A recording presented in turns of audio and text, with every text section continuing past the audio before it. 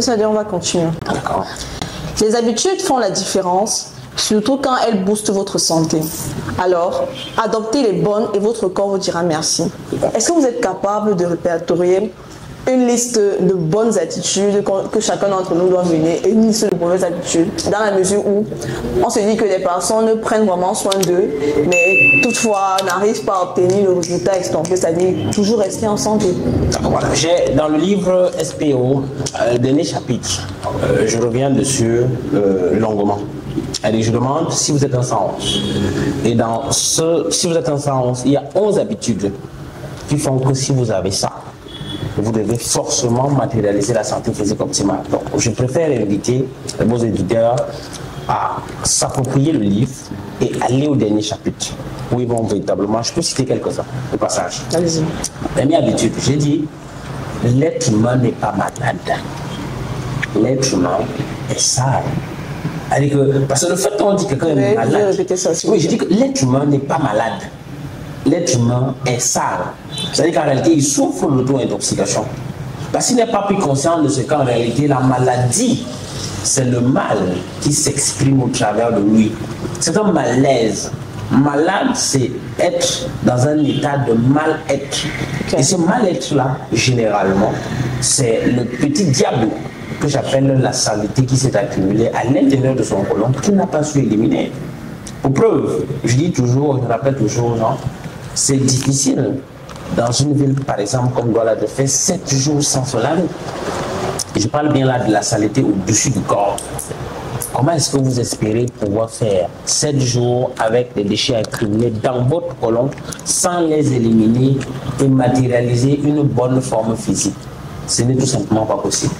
Donc voilà là où il y a d'abord le premier hic, la saleté accumulée dans le côlon.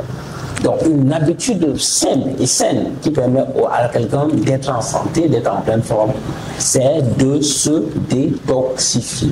Aussi simplement que ça.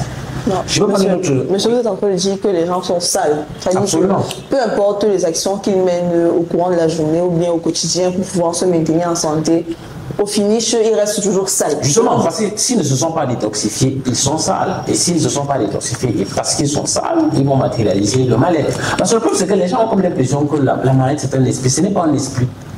La maladie, c'est un état de mal-être. Qui a parlé d'esprit, monsieur Sadio? Non, on a comme l'impression que la maladie, c'est quelque chose, c'est comme un esprit qui vous rend visite, qui vous torture, et peut-être en prenant les comprimés que vous faites sortir cet esprit-là. Non. En réalité, la maladie, c'est un état de mal-être.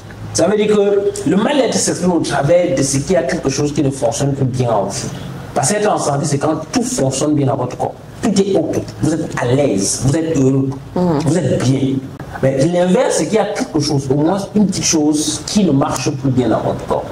Et c'est ce petit quelque chose qui ne marche plus bien dans votre corps qui crée le malaise que vous appelez maladie. Et cette petite chose-là, on l'identifie facilement. Parce que quand on dit cette petite chose-là, on a toujours l'impression que c'est quelque chose de lointain. C'est la saleté qui est accumulée dans votre corps. C'est ça qui est la première cause de tout dysfonctionnement de l'élément. Une personne déjà qui a cette habitude-là, comme de se laver matin, midi, soir, de penser à la détoxification, à la propreté de son côlon, parce qu'il faut le rappeler, le côlon c'est le deuxième cerveau. Alors quand il est sale, c'est compliqué, parce que c'est lui, comme le deuxième cerveau, c'est un choc d'orchestre, c'est le sous-choc d'orchestre du corps. Donc s'il est sale, c'est compliqué pour lui de manager un ensemble de fonctionnement. Donc chaque individu a intérêt à ce qu'il soit propre pour avoir les yeux qui vont lui permettre de manager un nombre. Monsieur, vous avez fait des recherches spécifiques pour affirmer que l'intérieur des personnes, c'est-à-dire que leur côlon est sale. Absolument. Et par recherche même, j'aime parler d'expérience. Laissons la recherche pour parler même d'expérience sur le plan concret. Je prends par exemple un problème généralement vécu chez la plupart des êtres humains, c'est les maux de tête. Et 99,99% d'êtres humains pensent qu'on peut avoir les maux de tête peut-être parce qu'on n'a pas assez bien dormi. On va avoir peut-être les maux de tête parce que peut-être on a des soucis. Donc c'est faux. Mais c'est faux. Absolument faux. Et je le dis avec beaucoup d'autorité. La première cause, j'ai envie de dire même l'unique cause des maux de tête, c'est l'auto-intoxication. Parce que le corps vous parle, vous n'avez pas la connaissance pour l'écouter, vous n'avez pas la sagesse de comprendre ce qu'il dit. Quand vous avez des maux de tête, c'est que le corps est sale. Et j'en veux pour preuve une expérience que personnellement nous on a menée. Et c'était une expérience que je peux inviter quiconque à mener. Identifiez quelqu'un dans votre environnement qui se plaint des maux de tête.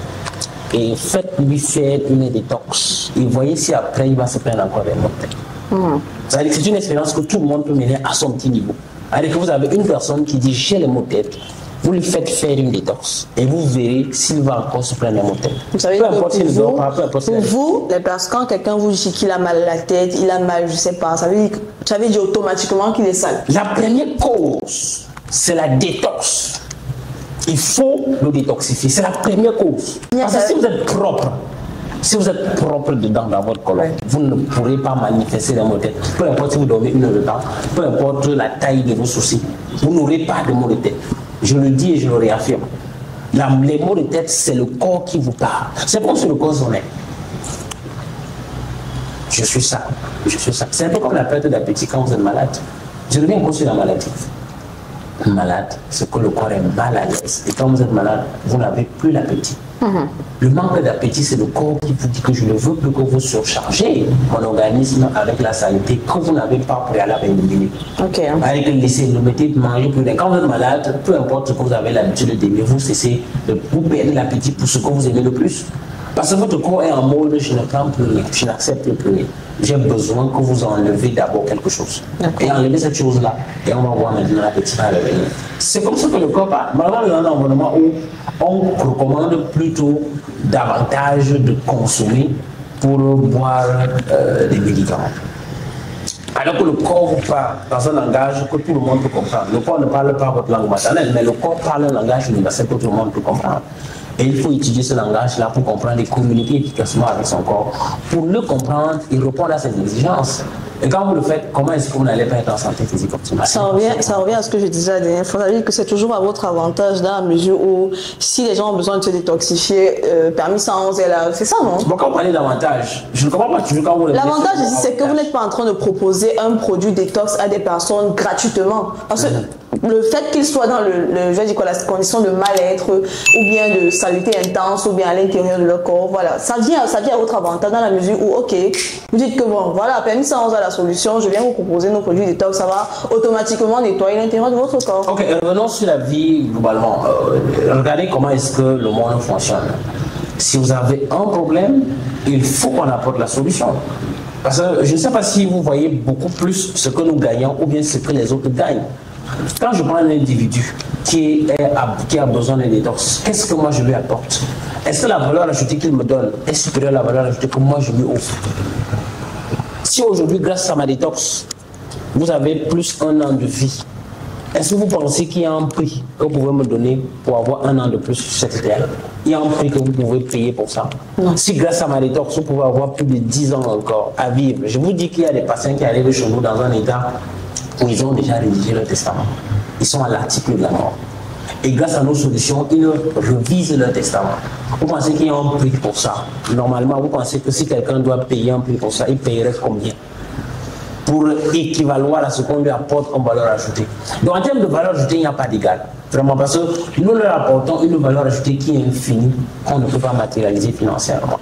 Par contre, eux, ils apportent une valeur ajoutée qui est tout simplement une valeur ajoutée qui permet davantage de continuer à promouvoir ce qu'on est en train de faire. Pas une valeur ajoutée qui nous permet de... Voilà. Elle n'est pas, en termes de compensation, en termes d'équivalence, il n'y a pas match. D'accord. Donc, ça veut dire que si on veut comprendre, on veut bien comprendre, donc, les personnes qui sont malades, qui disent qu'ils ont un mal, ils ont les maux de tête et tout, ils doivent juste savoir que, ok, à partir d'aujourd'hui, mon corps est plutôt en train de me signaler que je ne me sens pas bien et qu'il y a une accumulation de déchets que je dois automatiquement faire sortir pour pouvoir retrouver ma santé. Ça, c'est ce que absolument. Et on a comme l'impression, regardez ceux qui sont véhiculés, pour la plupart, soit que ce soit la moto, ils sont souvent plus à l'écoute de leur véhicule que de leur corps. C'est-à-dire que quand au moment où ils veulent démarrer, ils sentent le monde bruit, ils ont le réflexe de savoir ce qu'il y a à faire. On est un peu gêné de se rendre compte que le langage qu'ils doivent avoir avec leur corps, ils ne l'ont pas.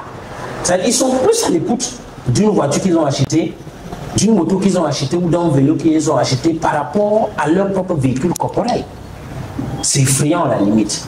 Donc les êtres humains doivent apprendre à comprendre ce mécanisme-là pour pouvoir être à l'écoute et pouvoir répondre efficacement face à un quelconque dysfonctionnement. D'accord. Merci beaucoup, monsieur. Je vous en prie, madame Matenal.